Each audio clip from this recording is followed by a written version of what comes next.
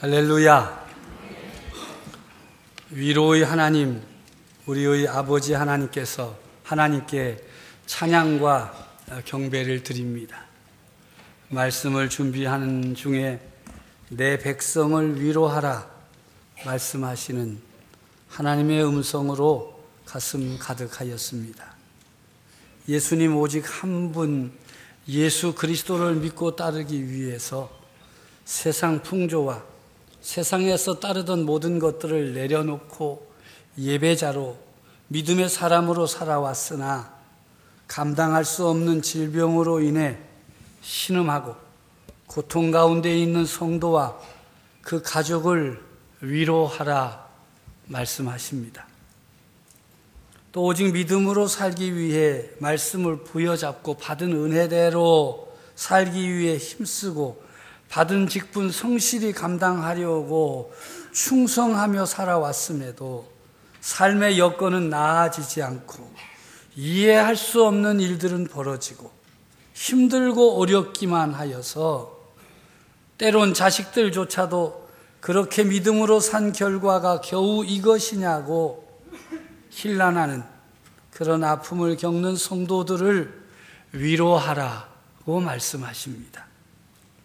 새벽을 깨우며 기도하면서 믿음의 길로 나아가려고 몸부림치고 예배의 자리 놓치지 않으려고 힘쓰고 신실하게 자신에게 맡겨진 일들을 감당하려고 직장에서 때론 가정에서 때론 학교에서 애써보지만 돌아오는 것은 따돌림이요 수군거림이요 예수쟁이라는 조롱으로 가슴 아파하는 성도들을 위로하라고 말씀하십니다. 내가 세상 끝날까지 너희와 항상 함께 하리라. 주님의 말씀입니다.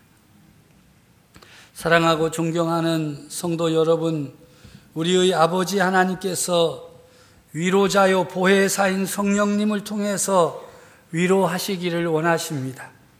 하나님의 평화가 여러분의 심령에 넘쳐나기를 우리 주님 예수 그리스도의 이름으로 축복합니다. 이제 가을이 바야흐로 시작되었지요. 여러분 눈앞에 가을이 보이지 않습니까? 모르겠다고요? 이게 안 보이면 큰일입니다. 이 가을에 우리 교회와 성도들은 하나님께서 주시는 능력을 받는 교회와 성도 되기를 바랍니다. 첫째는 말씀의 능력을 받아야 하겠습니다. 그리스도인이 자신을 그리스도인이라고 밝히고 그리스도인으로 제대로 살아가려면 하나님의 말씀이 저들의 삶의 기준이 되어야 됩니다. 말씀이 우리 삶의 기준이 되어야 됩니다. 또한 하나님의 말씀이 입술에 가까이 있어야 합니다. 하나님의 말씀은 우리 그리스도인들이 가는 길에 빛이요 등불입니다. 이 일을 위하여 우리가 말씀을 묵상하고 새벽마다 모여 기도하고 있습니다.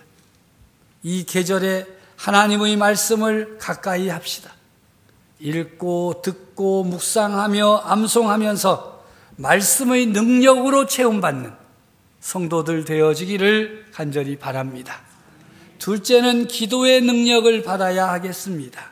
기도는 그리스도인의 생명이며 호흡입니다. 기도하는 곳에 하나님께서 함께 계십니다. 할렐루야. 기도하는 성도가 사명을 감당할 수 있습니다. 기도하는 교회가 교회의 사명을 감당할 수 있습니다. 이런 기도의 능력을 받으려고 우리는 새벽마다 모여 기도합니다. 다양한 모습으로 모여 기도합니다. 때로는 홀로 나와 기도합니다. 왜 그렇습니까? 기도에 능력이 있어야 하기 때문입니다. 기도는 할수록 그 깊이가 깊어지고 그 넓이가 넓어지게 되어 있습니다. 기도의 문을 열어 기도하는 성도가 기도의 능력을 더욱 공급받을 수 있습니다. 기도함으로 이 가을의 계절에 더 힘써 기도함으로 기도의 능력을 공급받는 성도 여러분들이 되어지기를 간절히 바랍니다. 세 번째로는 전도의 능력을 받아야 하겠습니다. 전도하는 교회가 살아있는 교회입니다. 복음 전하기 위해 힘쓰는 성도가 살아있는 그리스도인입니다. 전도는 모든 교회와 성도들의 사명이기 때문입니다. 이 전도의 능력은 신앙의 연륜에 좌우되지 않습니다. 오직 하나님 나라의 꿈을 마음에 품고 사명에 충성하려고 하는 그리스도인들에게 성령 하나님께서 주시는 능력입니다. 사명을 따라 살고 계십니까? 하나님께서 기뻐하시는 그 사명의 길을 걸어가야 하지 않겠습니까? 성령님께서 주시기를 원하시는 이 전도의 능력을 받아 사명을 감당하는 성도들이 되어지기를 간절히 바랍니다. 모든 그리스도인들이 이런 능력으로 채우면 모든 일에 담대할 수 있습니다. 반대로 이런 능력이 없으면 담대할 수가 없습니다. 어떤 일을 만나도 주저하거나 염려하지 않는 사람은 능력 있는 사람입니다. 어떤 결과가 나올 것인가 조바심하기보다는 열심히 일하기 때문에 좋은 결실을 거둘 수가 있는 것이지요. 오늘 우리가 본문으로 삼은 하나님의 말씀은 담대한 신앙을 가지고 생활하는 처음 그리스도인들의 모습을 보여주고 있습니다. 그들에게 있는 담대함의 근거가 무엇인지, 그들을 담대하게 하였던 힘의 원동력이 무엇인지 살피므로 오늘 우리 모두가 담대한 그리스도인으로 살아가게 되기를 간절히 바라는 것입니다. 오늘 말씀에 보면 첫 번째로 담대하게 복음을 외쳤다라고 기록되어 있습니다. 사도 베드로와 요한이 예루살렘 성전 앞 미문에서 구걸하던 안전뱅이를 나사렛 예수의 이름으로 일어나 걸으라 외치면서 오른손을 잡아 일으킬 때 놀라운 기적이 일어났습니다.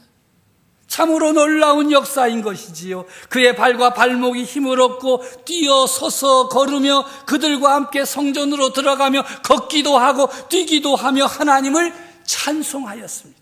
할렐루야. 모든 백성이 그 광경을 보고 놀랐습니다. 여러분들도 그 광경을 보았다면 너무너무 놀라서 어쩔 줄 몰라 했을 것입니다. 그들에게 사도 베드로가 예수 그리스도를 증거했습니다. 예수 그리스도가 구세주이시며 예수 그리스도의 이름이 이런 놀라운 능력을 나타낸 것이라고 증거했습니다. 예수 그리스도의 고난과 십자가상에서 죽으심이 바로 우리를 위함이며 하나님께서 예수님을 죽은 자 가운데에서 다시 살리셨다고 선포했습니다. 이 복음 선포로 인해서 엄청나게 많은 사람들이 회개하고 예수님을 구세주로 고백하고 영접했습니다. 그런데 이 놀라운 사건을 전해들은 사두개인, 이들은 부활을 부정하는 사람들이 죽은 자가 어떻게 살아나냐고, 그 말도 안 되는 소리 하지 말라고. 굉장히 현실적이고 과학적이고 지식인이고 그러면서 권력을 잡았습니다. 그래서 이 사두개인들이 굉장히 싫어하면서 수많은 사람들이 이 사도들에게 몰려가고 그들이 부활하신 예수님을 고백하고 찬양하는 것 견딜 수가 없어서 이 사도들을 잡아 가두었어요. 저들은 베드로와 요한을 붙잡아 가둔 후에 너희가 무슨 권세로 누구의 이름으로 이런 일을 행하느냐고 신문을 시작했습니다. 사도들과는 신분도 다르지요.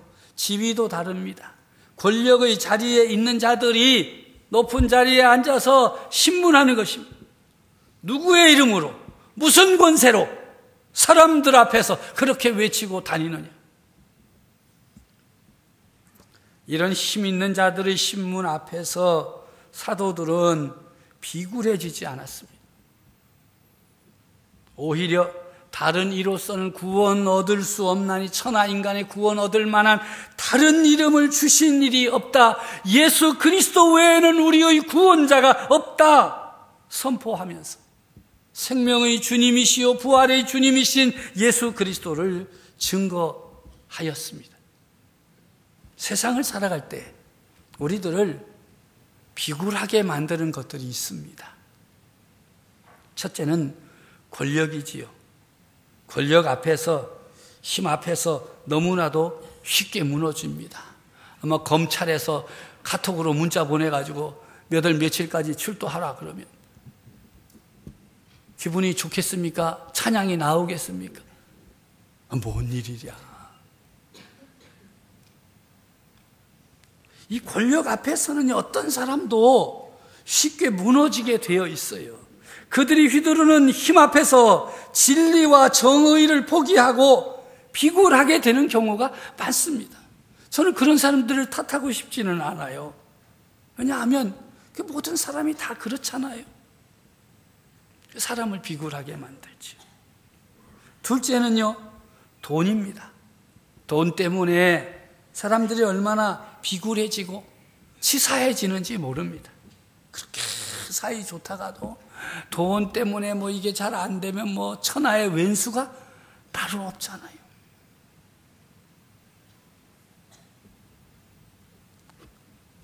아버지가 퇴직을 하면서 돈을 좀 받은 모양이에요.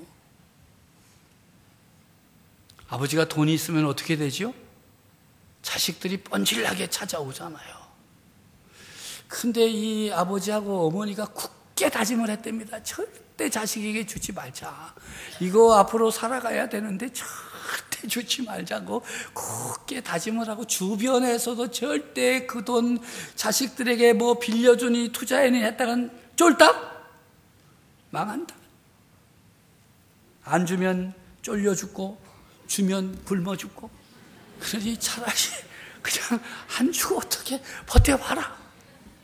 그랬더니 그 집 오남매가 굳게 다짐을 했답니다. 다시는 쳐다보지도 말자. 그 다음부터 부모와의 관계를 어떻게 알아? 끊어버렸다.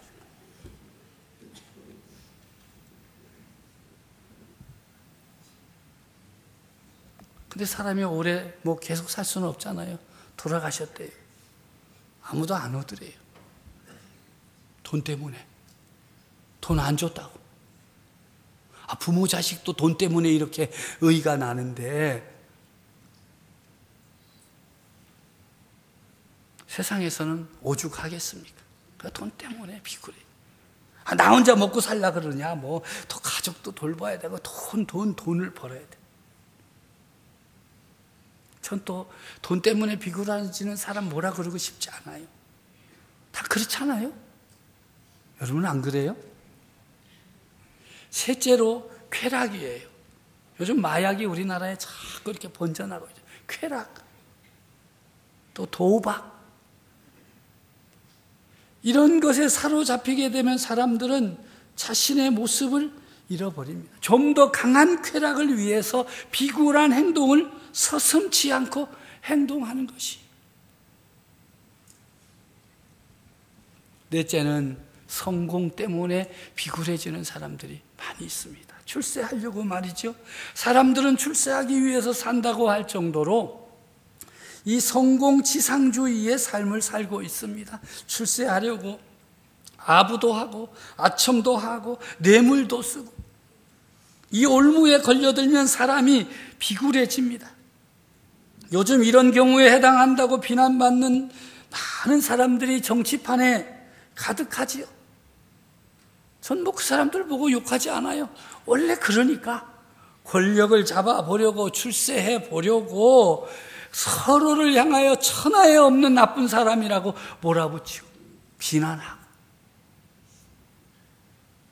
성도 여러분, 여러분들은 어떤 면에서 이렇게 살면 안 되는데, 내가 정말 부끄럽게 살았다, 비굴하게 살았다, 가슴 아픈 기억들이 있습니까? 그 기억과 그 짐을 주님 앞에 내려놓으시기를 바랍니다. 상한 심령을 어루만지시고 치료해 주시는 주님이십니다. 여러분 지고 있지 마십시오. 지금도 이런저런 이유로 비굴하게 살고 있는 자신의 모습으로 인해 가슴 아파하면서도 헤어나지 못한 채 어쩔 수 없이 그대로 사는 분들이 계십니까? 주님 앞에 토해 놓으십시오. 자복하십시오. 내려주십시오. 그 올무를 끊고 자유함을 얻는 길은 여러분에게 있지 않습니다. 자유케 하시는 주님의 능력 외에는 없습니다. 우리 주님 예수 그리스도께서 건져주실 것을 믿고 비굴한 삶의 올무에서 구해주실 것을 믿고 그분 앞에 다 토해 놓으십시오.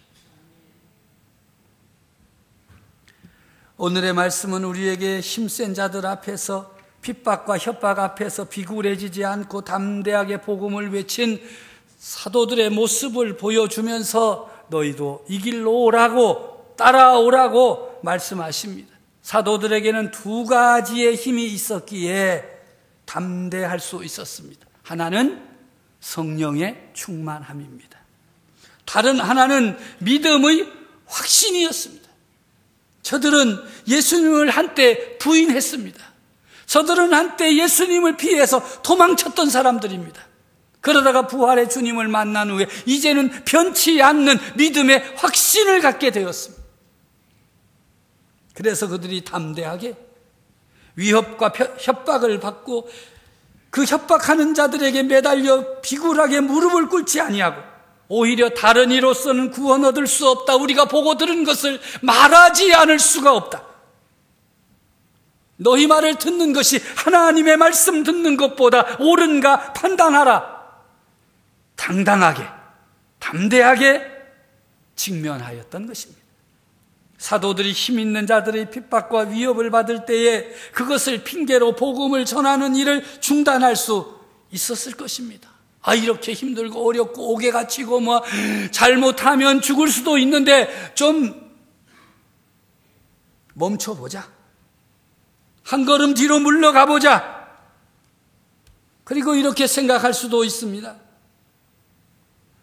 좀 때를 기다리는 것이 좋지 않겠느냐. 그래도 아무도 그들을 비난하지 않았을 것입니다. 우리들도 복음을 전하다가 갑자기 어려운 일 당하게 되면 전도를 중단하는 것이 보통입니다. 한 걸음 뒤로 물러섭니다. 그리고 생각하지요. 내가 이런 일을 왜 계속해야 할 필요가 있느냐. 이런 사람들과 상대하지 않으면 될 것 아니냐. 그리고 침묵합니다. 해봤다는 것이죠. 그러나 성령으로 충만한 성도들, 믿음의 확신이 확실한 성도들은 침묵하지 않습니다.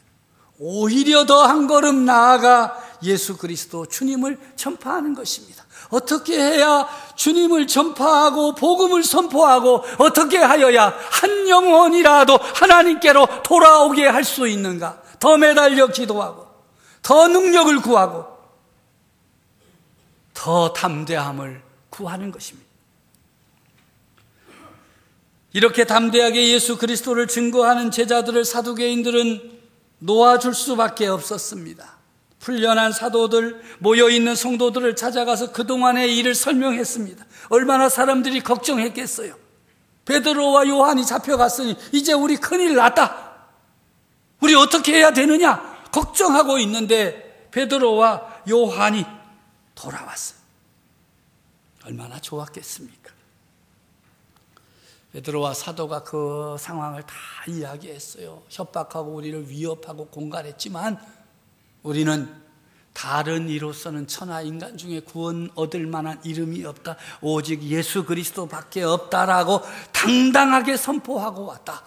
그랬더니 이 무리들이 하나님께 기도하기를 시작한 것입니다. 주여 이제도 저희의 위협함을 하감하옵시고 또 종들로 하여금 담대히 하나님의 말씀을 전하게 하옵소서.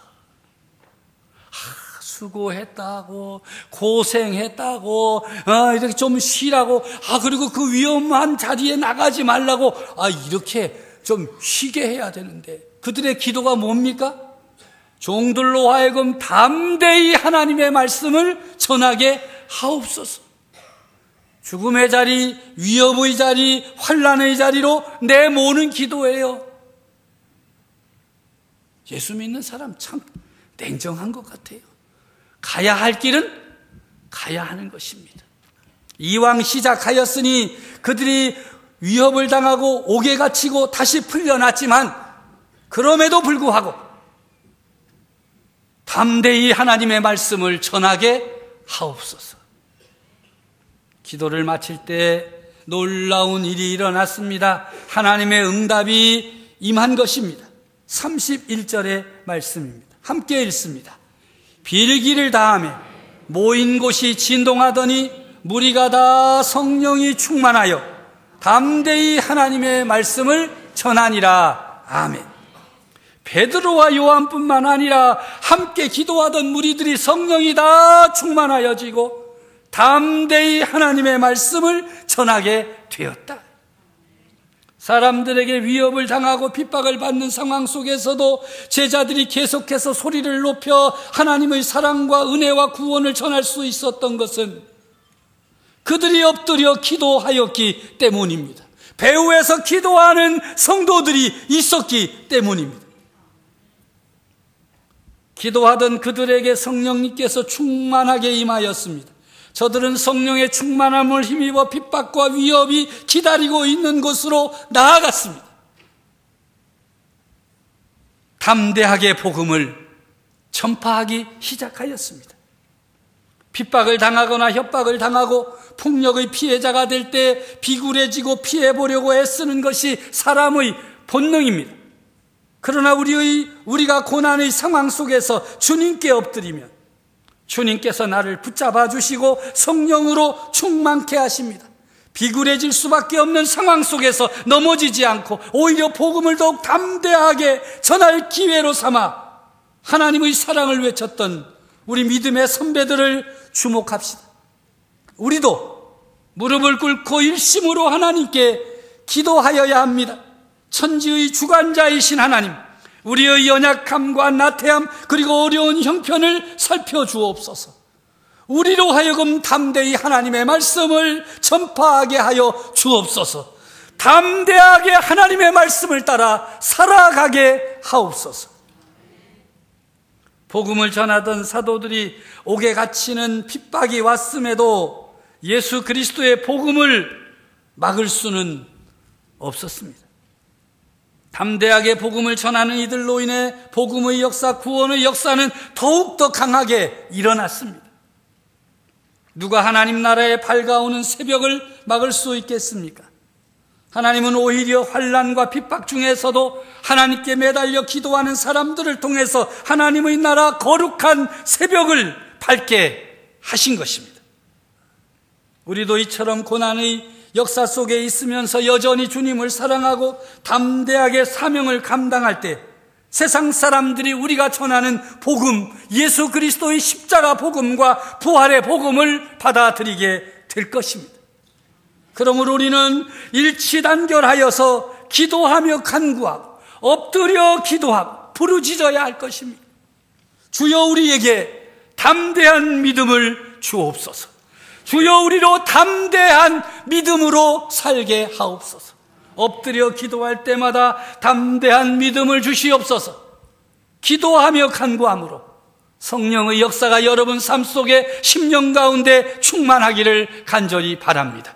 주님 주시는 능력으로 담대하게 세상을 향하여 선포하며 그리스도인됨을 증거하고 여러분의 삶을 통하여 하나님 영광을 받으시기를 간절히 바랍니다.